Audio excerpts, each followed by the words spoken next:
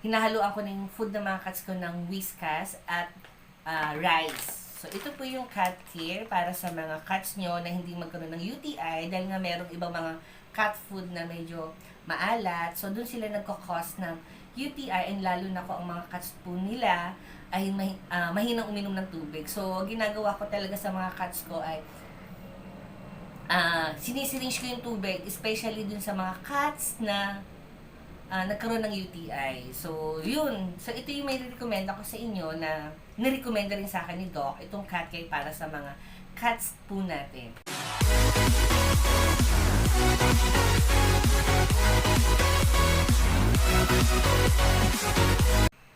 Hi sis! Welcome back to our channel, ang inyong kasis, Gwen Angel. For today's video mga kasis, so nakikita nyo meron tayong parcel. Ayan, nakikita nyo, diba? So itong items na to ay dumating po to kaninang umaga. And then, itong in-order natin sa Lazada ay para to sa mga cats and dogs po namin. Oo. So, wag na natin patagalin mga kasis dahil po ay hapon na. And then, yung aming cats and dog ay mamaya ay kakain na po sila. So, wag na natin patagalin mga kasis. Buksan na natin.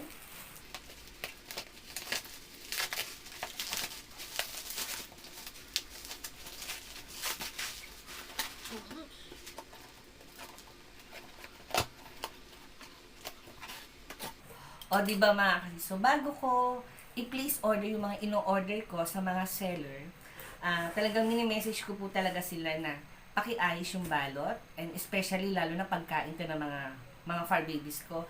And then, para hindi naman mayupe o masira bago dumating sa akin. So, ito na nga ang ginawa ng seller. So, thank you po sa inyo, seller. Ayan. So, naka-bubble wrap. Although, naka-box na siya at saka naka-bubble wrap. Then, yung mga items ko ay naka-bubble wrap din. And then, meron pa siyang pa-love letter. Ayan. Ayan.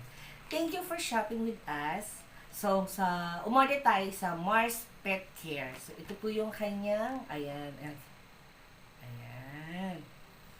Then, ito yung mga laman pa. Ayan.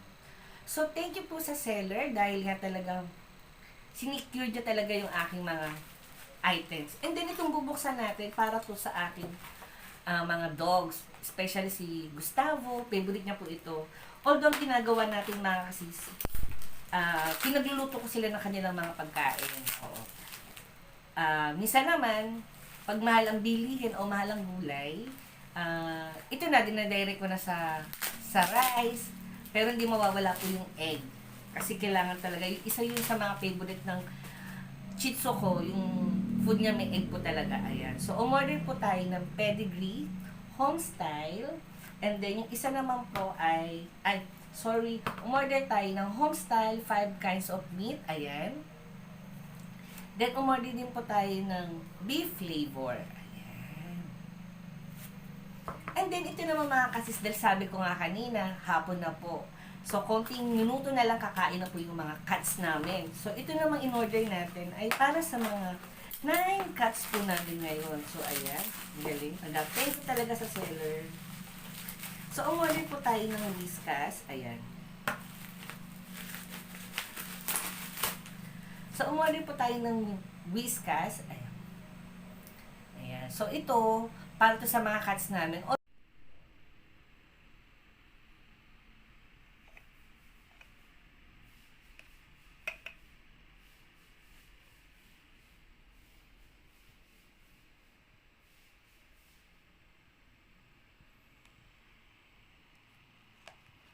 Isipin nyo na lang nga kasi yung 1 kilo ng dry food o special cut ng mga cats ko is naghahalaga siya ng 150 o 155. And then yung 1 kilo na yon is nakukonsume lang namin mga 2 days lang. Oo. So yung 150 ita-times mo sa 1 week or sa 4 days, parang ganon. So, nagto-total kami ng pagkain ng mga cats ko is nasa 600 plus a week. So, naisipan ko, bumili nito and then nihalo ko sa may rice and then may kasama rin siyang dry food. Oo. Although yung dry food kasi ng mga cats namin ay dati special cat at saka happy cat. Ngayon nagpalit na po kasi kami dahil yun po yung recommenda ng mga doctors ng mga cats ko. Yung cat care. So yun po talaga yung dry food na kinakain nila dahil nga isa sa mga cats ko nagkaroon po ng UTI. Una dyan yung isang daddy cat, nagka-UTI po siya, so nagpa-catheter ako. Sumunod si Erin, buti na lang siya naagapan, nadaan sa gamot, and then ang huling nagkaroon ng UTI ay si Seki, parang 2 months ago. So, nagtanong talaga ako sa doktor ko anong may recommending yung food para sa mga cats ko na nagka-UTI or para hindi na bumalik. So, ito mga kasis, babalikan ko kayo at kukunin ko po yung cat care food. So, meron pa akong stock dito mga sis.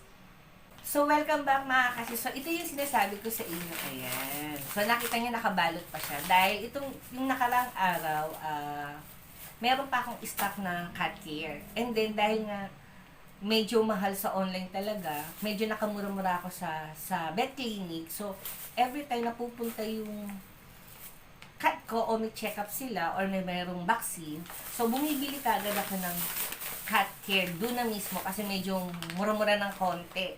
And then, minsan pag may budget ako, parang 2 pack na kagad ang binibili ko. Ngayon, yung isang pack namin na cat care po ay umaabot na ng 7 days or 8 to 9 days dahil nga hinahaluan ko ng food ng mga cats ko ng Whiskas at rice. So, ito po yung cat care para sa mga cats nyo na hindi magkaroon ng UTI dahil nga merong ibang mga cat food na medyo maalat. So, dun sila nagkakos ng UTI and lalo na ko ang mga cats po nila ay mahinang uminom ng tubig. So, ginagawa ko talaga sa mga cats ko ay sinisiringe ko yung tubig, especially dun sa mga cats na nagkaroon ng UTI. So, yun. So, ito yung may recommend ako sa inyo na nirecommenda rin sa akin ni Doc, itong cat care para sa mga cats po natin.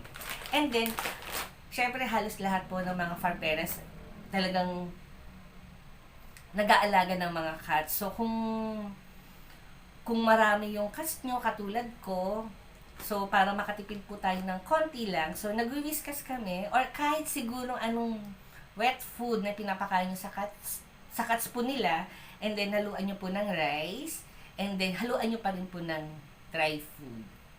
So, ayan. So, ito yung ating Whiskas. Then, ito yung ating 2 flavor, isang 5 kinds of meat, ayan, pedigree, and then meron tayong beef flavor.